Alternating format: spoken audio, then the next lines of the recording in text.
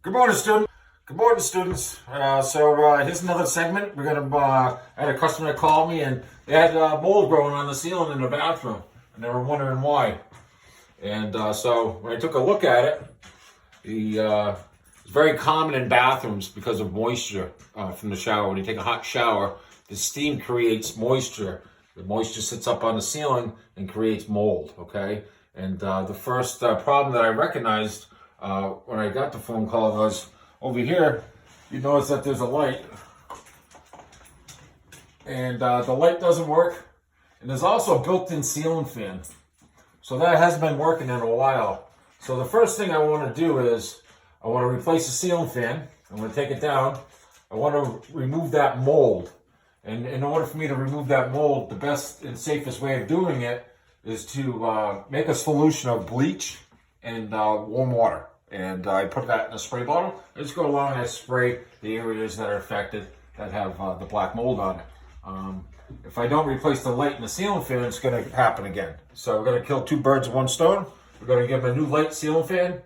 And we're also going to remove the mold and mildew. And after that's done, we're going to paint it with this primer. It's called Kills Primer. It's a heavy-duty, high-quality sealer. It's a stain blocker, so that when if you just put regular paint on there, those black spots are going to come through. But if I apply this first, it will seal the black spots. The mold will already be dead from the bleach and water. And then I'll be able to put a regular sealing, white sealing paint on there.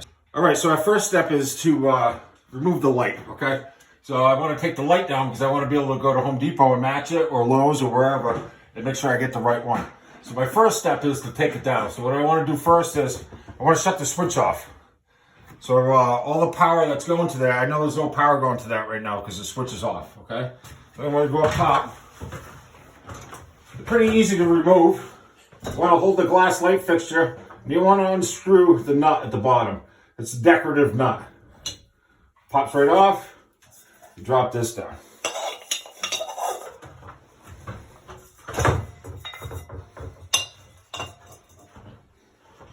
Next thing I want to do is remove the light bulbs.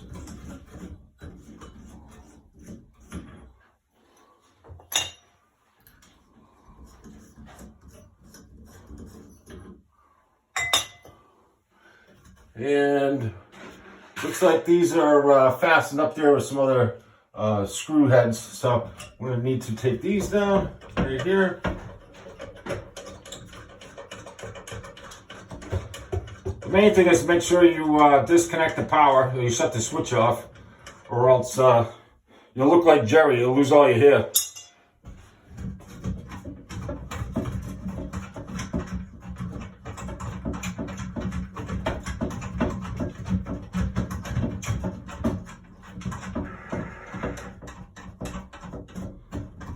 Now that I got the light removed, this is the ceiling fan itself. This is the exhaust fan. So this sucks all the moisture into here and it vents it outside. So my next step is to remove the ceiling fan itself. Should be a couple screws.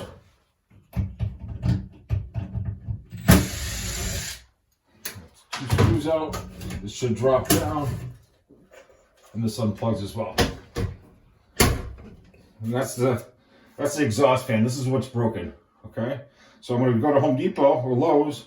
I'm going to match this up so I get the right size. And then after I'm done fixing the ceiling, the mold and painting it, I'm going to put a brand new one in. All right, so I mentioned that we're going to have to make a solution to spray on that ceiling for the kill the mold and mildew. So what I want to do is I want to take some Clorox bleach. I want an empty bottle, spray bottle. I'm going to pour approximately a cup of bleach into here. Good enough. It's quite a bit. Dilute it with a little bit of water. And just put the cap back on, shake it up, and we're ready to spray the ceiling. Spray bottle. Spray it all over the ceiling where the black spots are.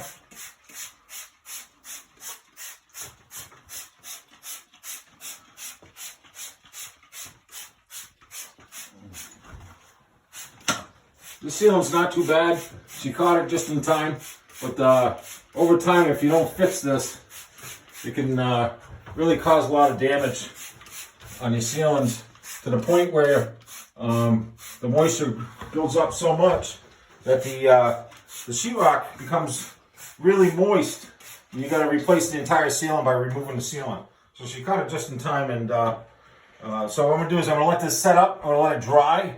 In the meantime, I'm going to go to Lowe's and I'm going to get the right size ceiling fan. So when I get back here, I can prime the ceiling, paint it, and put the new ceiling fan in. All right, so I just got back from Lowe's and I picked up a new ceiling fan light combo. Okay, and so this is one of the things that you want to check on when you purchase one of these. The existing ceiling fan was 7.5 inches by 7.5 inches. And so what I wanted to do is I want to get one that fits as close as possible. This one here is 8 3/4 by 8.5. So I'm going to have to make it about an inch bigger or a half inch bigger on each side. Making it bigger is a little bit easier than having to patch it in. So if you can't get it the exact same size, just go the one size up and cut out the extra sheetrock up on the ceiling up there, which it looks like it's not going to be too hard to do.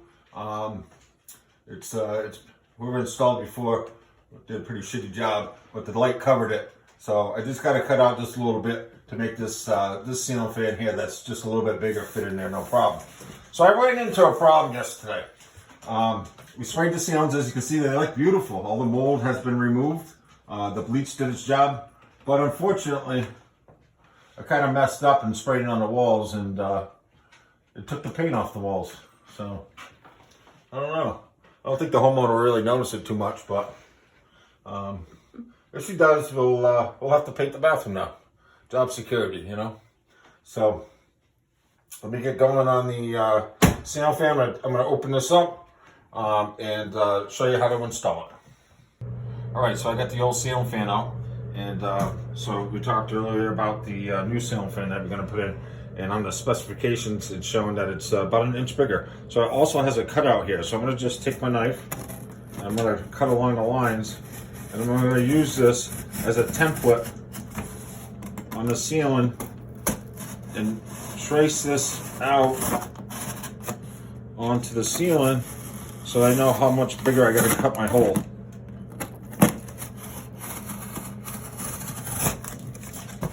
Okay, easy as that. I'm going to take this, bring it up onto the ceiling. The wire's up there out of the way.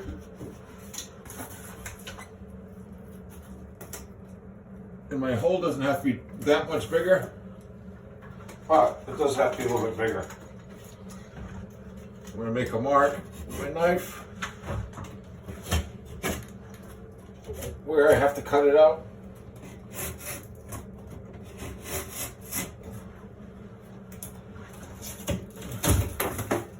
And simply remove that piece of sheetrock. So I just got done installing the new ceiling fan. I got the old one, put the new bracket up.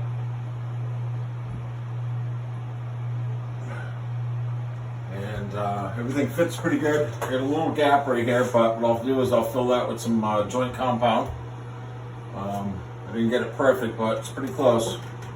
Move it around a little bit, but I'm just gonna put a little bit of joint compound in there.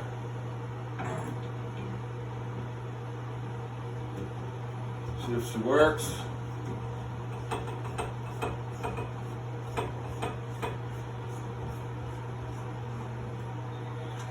That switch. All right, voila, she works. The glass cover that's going to go over it.